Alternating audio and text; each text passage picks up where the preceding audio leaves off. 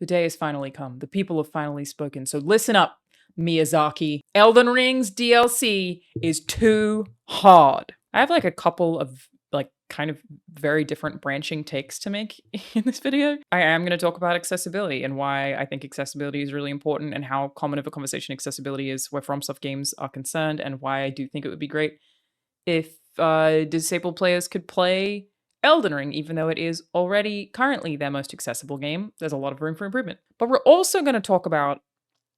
I don't even know where to start. There are a bunch of negative reviews on Steam for Elden Ring because Shadow of the Erdtree is considered too hard. I never thought we would get to a landscape where people will admit that they found a FromSoft game too hard. Like, even if people do, I never thought that they would admit it.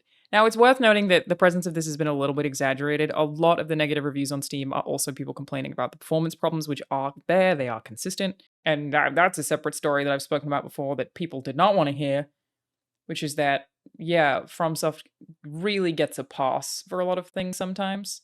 Like, the reviews were all 10 out of 10, even though most of these people are playing on PC, and there are PC performance problems with these games. Those are totally valid, and thankfully have been patched. So, though, has the difficulty. There are like two sides of this, right? Okay. There's a thing when people talk about FromSoft games that I always find really interesting. People will say, but it's part of the appeal that, like, you're fighting something really hard and then you finally overcome it. That's part of the appeal of the games. No. While there are things that FromSoft games do incredibly well, like, I am obsessed with their boss designs and their animation. Like, for all the things we love about it, their bosses are so impressive in terms of art direction and animation. They don't even need to be. Like, oh my god, they're just so good at that. The sense of discovery is unparalleled. The uniqueness of the worlds is near unparalleled. Like, there are a lot of things that FromSoft games do really well. But saying part of the appeal is beating the...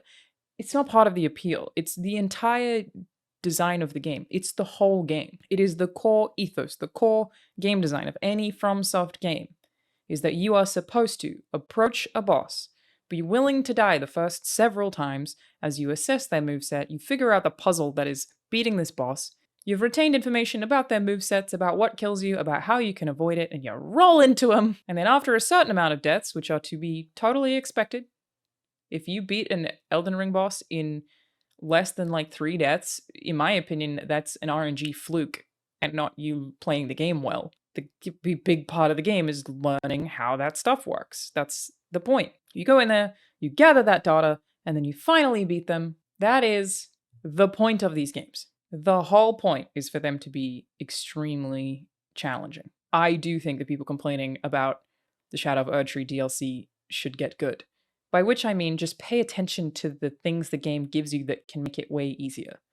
That's not to say you're not allowed to complain, okay? We are also really weird. I'm already tangenting inside my tangent. We are really weird about acting like FromSoft games can't be criticized. They are immune to criticism. Like, you are allowed to complain about finding it too hard or feeling like a certain boss isn't balanced or feeling like a hitbox is... Like, you can complain about those things and be valid. Stop acting like any criticism of a FromSoft game makes you a fake gamer. First tangent completed. I apologize. Back to the video. Course correcting. Patch dropped for the DLC, meaning that this to me would indicate that FromSoft... Gonna lean over a little, kind of agrees with the criticisms, which is pretty nuts. Miyazaki did say that he wanted Shadow of the Erdtree to be the hardest thing they ever made, and it seems like that worked very well. People are finding it extremely difficult, even people who have been a long-time FromSoft fan. That was the intention. I mean, it would have been crazy to let you just like finish Elden Ring and then just continue as though you were still playing Elden Ring. Like, they did have to up the difficulty for the DLC to even justify its own existence, in my opinion. But basically, attack and damage negation curve scaling of the Shadow Realm blessings have been revised. The attack and damage negation has been increased for the first half of the maximum amount of blessing enhancements, and the second half will now be more gradual. The attack and damage negation granted by the final level of blessing enhancements has been slightly increased. So again, I take this to mean that they like kind of agree, and they were like, oh, we maybe did make this too hard. Okay, how bad? Which is super interesting. But there are things about this that, oh my god, I have so many opinions. This video is gonna turn out so messy. First, Shadow of the Erdtree tells you what you need to do to get good. And I think really, it just requires patience. You may be familiar with scatter tree fragments. I'll keep this quick in case you literally are familiar, but basically, this is effectively a means of an accessibility feature that exists inside of Shadow of the Erdtree because it is optional, and I love that they've done this. So, Scattertree Fragment is a new upgrade material in Elden Ring, debuting in the Shadow of Erdtree DLC. Scattertree Fragments are optional consumables that can be used to enhance simultaneously offensive and defensive capabilities at any sites of grace, acting like a permanent boost to your DLC damage dealt and damage negation. Basically, you go find these things, they will make you stronger in the game. If you are having trouble with a certain boss, you literally just have to go find these things. They are made solely for the DLC, they only work in the DLC, they do not work in the base game. They are there specifically for players who are having trouble with any bosses that are already there, which is totally fine, by the way. You're allowed to have trouble with Elden Ring, you're allowed to find it hard. But they have been put in the game to give you that option. I love that they make this stuff optional. That it's like, yes, you have to go through effort to be able to do this. And in theory, you need to look up or walk through and find the locations of them. But I love that it's like a thing that is available to all players who are having trouble. Leave the boss. Coolest thing about Elden Ring in general, for again, where accessibility is concerned, when new players from FromSoft games are concerned, is that you could just leave at any time. Go find these. The DLC will become easier for you. That is, they put it in there for you, and I just feel like maybe a lot of people have missed it, which I guess is like part of also the design of Elden Ring, right? Is like, FromSoft games don't over-explain anything to you. But yeah, I'm finding this stuff very funny. These games are hard. We should be allowed to criticize things we don't like about them. They're not immune to criticism. I do feel like Shadow of the Erdtree literally has told you the thing that you can do to make it easier. But same time, them patching it would imply to me that they were also like, maybe a bit much, which is funny. I'm not telling you to get good. I'm telling you to use all of the features available to you to cater your experience, which is the coolest thing about accessibility in general. It is time to talk about the incredibly cool Virtual Pro XR glasses. If you haven't heard me talk about them before, it's so cool. And there are so many ways to play. There's a neckband for remote gaming on PlayStation, Xbox, and PC. There's a mobile accessory to make sure you can play your Switch on the go without it needing to be docked. You can plug it into your mobile phone, and yet it's all just right from your face. The Virtual Pro XR glasses have a 135-inch, 120Hz Full HD private screen with a peak brightness of 4000 nits. Using ultra clarity technology, they have edge-to-edge clarity, making even small text readable on the glasses display, plus anti-glare, anti-ghost, and anti-motion sickness. And they are the only XR glasses with myopia adjustments on the latest Sony Micro OLED panel with ultra clarity.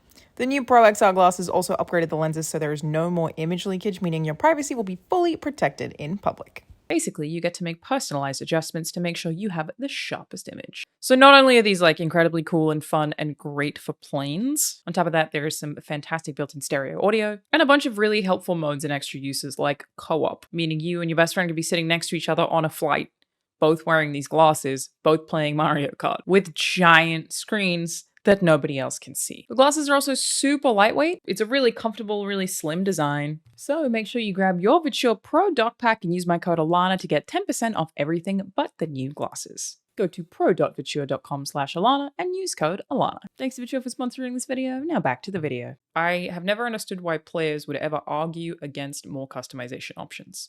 So this is the second half of this video, where I'm going to talk specifically about accessibility and even just a lot of people really not understanding the conversation about accessibility in Elden Ring. It has been brought up various times across various mediums by various people that Elden Ring is not, or FromSoft games in general, are not particularly accessible to disabled players. And people are asking for accessibility are not actually asking for an easy mode. That isn't the intent.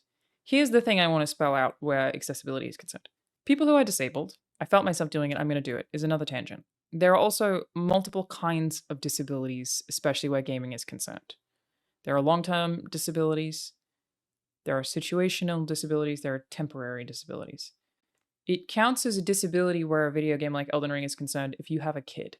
You have a 2-year-old, you're trying to play Elden Ring, you can't pause. That is a situational disability that you have, where the game not having the option for you to be able to pause, for example, is a hindrance for your particular disability, a situational disability. You may need to pause to stop your kid from putting a fork into a socket, a power outlet. In Australia, we call power outlets PowerPoints, but when I moved to the US, I got bullied for that because people thought that I was referring to like a PowerPoint slideshow, so trying to get that one out of my vocab. And there are temporary disabilities. You break your wrist, you sprain your wrist, you temporarily have trouble playing video games. You would need something to help you press certain buttons if you're playing Elden Ring. The third one, long-term, people who have long-term disabilities. That I do. I have tendonitis in both of my wrists from playing too many video games. Unironically, that is a thing, from tapping too much. That means any rapid button mashing in any game, I'm going to have a lot of trouble with unless there are accessibility options to prevent that. It's part of what I worked on God of War Ragnarok. That's part of why I made an accessibility award show to like highlight this particular thing. Is like, I have a lot of trouble with fighting games. I have a lot of trouble with any game that's really button mashy. If there are too many button prompts, I'm going to be in pain and have to like ice my wrist afterwards and not really be able to play it. And here's the thing about accessibility in Elden Ring. Where any of those things are concerned, I think there's a misunderstanding that people think disabled gamers, whoever else, want an easy mode. This is not the case. It's that the appeal of Elden Ring being really fucking hard is also appealing to people with disabilities. They too want to play the extremely hard game that is very hard for them to beat. They're not asking you to give them an easy mode and make it easy for them to get through. They're asking for a version of the game that can be played with their particular disabilities. So they can still enjoy really hard games as well. The complications with this conversation arise, I think, with Elden Ring specifically.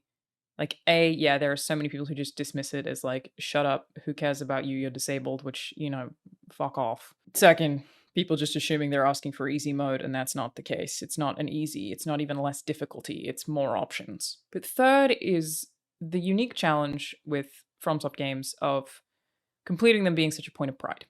They intentionally make these games difficult. Like I already said, this is an established ethos of these games. They are intentionally very difficult. Elden Ring is the broadest, the most open. You can use summons if you want to. If you want it to be harder, you don't have to. You can approach it with as much or as little assistance as you want, and you have still completed the game. Controversial, I know, but yes, if you use summons, you've still finished the game. I don't care how you play it. Do whatever you want.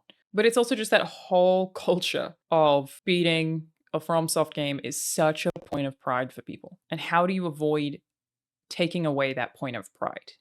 That is one-to-one with their design ethos. It is making you feel a sense of accomplishment for overcoming something very difficult. It's a feeling humans love. You get a sense of accomplishment. You feel like you did something of value. Humans just love that. And Elden Ring's like that in video games on crack. Like, if I feel a sense of accomplishment every time I get an achievement because I collected 50 Who's a Whatsits, it is like triple when I beat a boss in a FromSoft game. There are bosses in Sekiro where I beat them and I like threw my hands up in the air and screamed. There are so few other games that have that effect. And that's a feeling that I do think everybody should be able to have catered to their own accessibility needs. Here's my pitch, okay? Hear me out, the internet. Here's my pitch for fixing the problems surrounding Elden Ring or FromSoft games in general being so, like just the discourse being so hotly contested. Like, I've been making fun of people this week for saying that if you played with summons, you didn't finish the game, that you cheated, even though it's a mechanic that's right there. It's literally intentionally there. It would be like saying you didn't beat Shadow of the Erd Tree because you used the Scatter Tree fragments. It's nonsense. They're in the Miyazaki put them in the game. It's cool that we can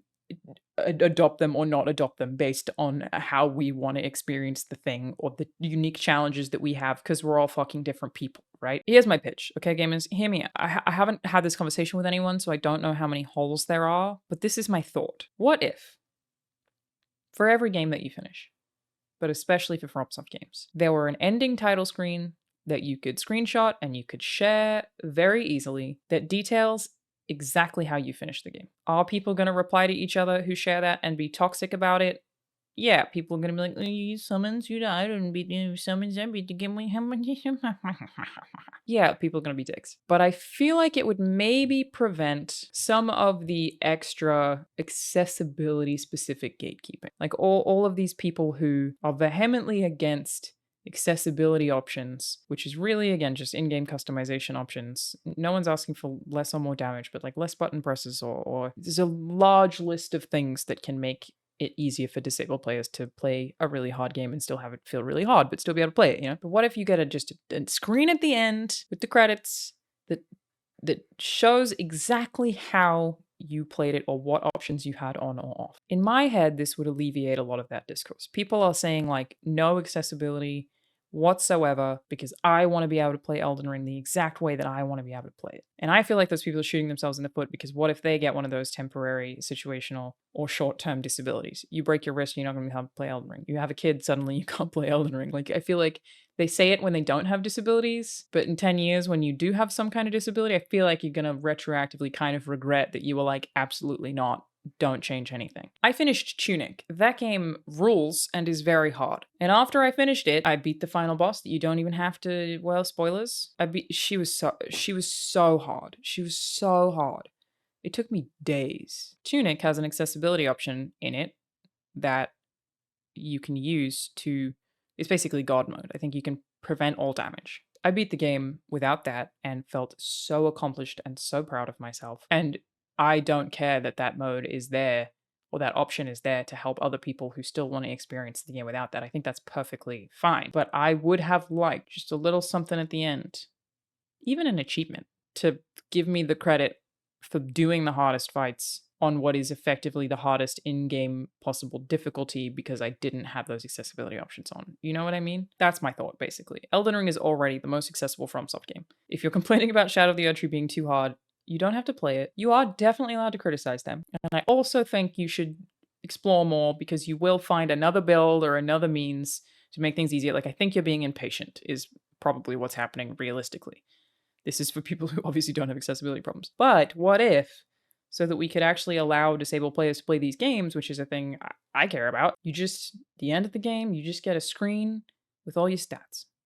How many times you died, what options you did or did not have on. So people can still brag and still show off, because again, that is clearly a thing people like doing with these games. I just feel like it would solve a lot of this conversation. It's really not about asking Miyazaki, FromSoft, to make the game easier where accessibility is concerned. It's about allowing more people to play it. And sometimes people just need different settings to be able to do that, more customization to be able to do that. Does it make sense? I feel like it makes sense. Basically, yeah, I'm just so surprised that we're in a timeline where literally enough people are complaining about it. Like, all of the games journalists gave it a 10 out of 10, but the Steam reviews, the gamers are the ones saying it's just too damn hard. For any of those people who do not have accessibility specific issues, you just gotta explore more, dude. You can do it. You can do it. I think you're being impatient. I think you can do it. And to the accessibility conversation that comes up every single time FromSoft has a new game, I would love to see them have more accessibility options. I would not like to see them make the games easier or less challenging. And it's a difficult balance to strike, obviously, but I feel like I found kind of a solution. Let me know what you think.